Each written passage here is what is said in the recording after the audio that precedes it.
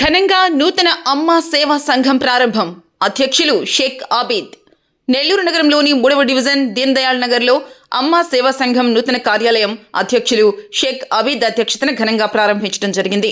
ఈ కార్యక్రమాన్ని ఉద్దేశించి అబీద్ మాట్లాడుతూ, స్వార్థపూరితమైన ప్రపంచంలో సేవ అనే భారమైన పనిని తన భుజాలపై వేసుకుని వికలాంగులకు, వృద్ధులకు మరియు అనాథలకు అండగా మేమున్నామంటూ అమ్మా సేవా సంఘం ప్రారంభించడం జరిగిందని తెలిపారు. అదేవిధంగా వికలాంగుల ఐక్య సంఘం అధ్యక్షులు షేక్ సనావుల్లా, ఈ సేవ చేసే గుణం అబీద్కి రావడం ఎంతో గొప్ప విషయమని, ఈ అమ్మా సేవా సంఘానికి అన్ని విధాలుగా అండగా ఉండి అభివృద్ధికి తోడ్పడతామని తెలిపారు. ఈ కార్యక్రమంలో వికలాంగుల ఐక్య సంఘం అధ్యక్షులు షేక్ సనావుల్లా, షబానా, అస్లాం, బాబు, జె వెంకటేశ్వర్లు మరియు అధిక సంఖ్యలో ప్రజలు తదితరులు పాల్గొన్నారు.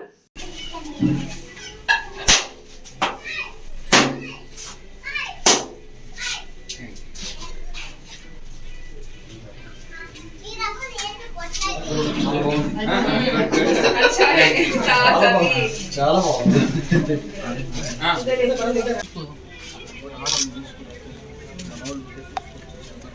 నా పేరు షేక్ ఆబిద్ హుసేన్.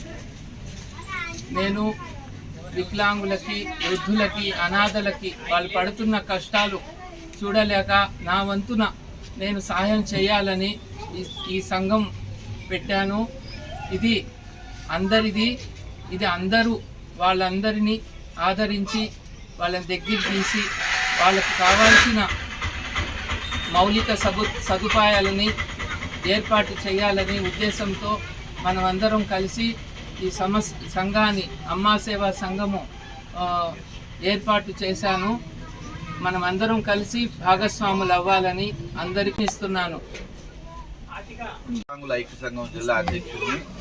ఈరోజు మన ఆబీద్ భాయ్ గారు సమాజంలో వికలాంగులైతేనేమి, వృద్ధులైతేనేమి, అనాథలైతేనేమి అనేక ఇబ్బందులను ఎదుర్కొంటున్నారనేది గ్రహించినటువంటి ఆబిద్ భాయ్ గారు వాళ్ళకి ఏదో ఒకటి మన వంతుగా మనం చేయాలి అని ఆయనకు ఒక మంచి ఆలోచన వచ్చి అమ్మా సేవా సంఘం అనేది ఏర్పాటు చేసి ఆ వికలాంగులకు, వృద్ధులకు, అనాథలకు ఒక ఆశ్రయాన్ని కల్పించాలనే ఒక మంచి సంకల్పంతో ఈరోజు ఒక మెట్టు వేయడం జరిగింది.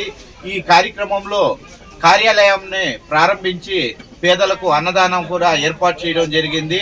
కాబట్టి ఆబిద్ భాయ్ గారు వారు అనుకున్నటువంటి కోరిక నెరవేరి అంచెలంచెలుగా సేవా కార్యక్రమంలో ముందుకు ఎదగాలని, ముందుకు పోవాలని కోరుకుంటున్నాను. ఈ రోజుల్లో సేవా సంస్థలు చాలా తక్కువగా ఉన్నాయి. సేవ చేసే ఆలోచన చాలా తక్కువ మందికి ఉంది.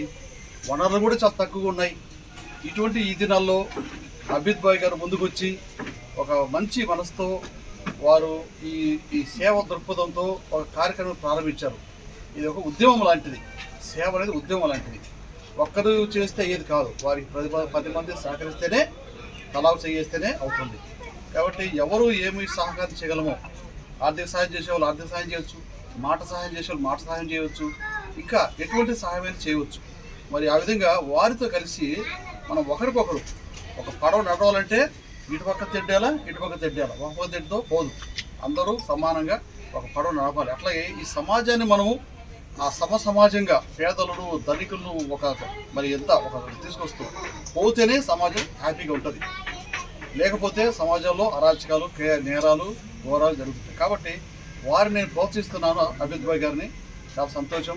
మరి చక్కగా తప్పకుండా మీరు రాబోయే రోజుల్లో చేయగలుగుతారు. ఫీల్డ్లో కొందరు డిస్కరేజ్ చేసేవాళ్ళు ఉంటారు. డిస్కరేజ్ చూడొద్దు, అసలు పాజిటివ్గా చూడండి. అంతే, ముందుకెళ్ళండి. మీరు చేసే పనికి పైన దేవుడు ఉన్నాడు. తప్పనిసరిగా పిల్లల తరంలో ఆ మేలు చూస్తారు. మీరు ఆ మేలు చూస్తారు. సేవ అనేది ముందుకు సాగించండి. Thank you. మన ఆబిద్ భాయ్ మా స్నేహితులు, మానవత్వమే దైవత్వం అని నమ్మే ఒక గొప్ప వ్యక్తి. వికలాంగులకి, వృద్ధులకి ఇలాంటి సేవా సంస్థ ప్రారంభం మాకు ఎంతో ఆనందకరంగా ఉంది. మేము స్నేహితులుగా ఆయనకి తోడ్పాటు ఉండి అభినందిస్తున్నాం. వారికి మా సహాయం, మా కారాలు మేము అందిస్తాం.